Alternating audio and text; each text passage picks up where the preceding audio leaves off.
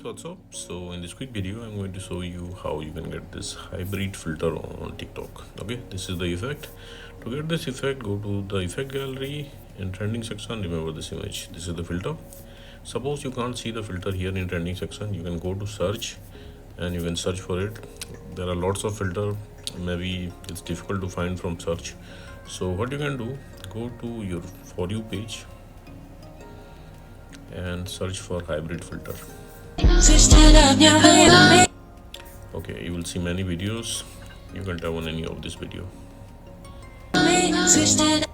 Okay, as you can see on the bottom left corner of the video, the effect name is there. Just tap on it, it's in yellow. Okay, this is the effect.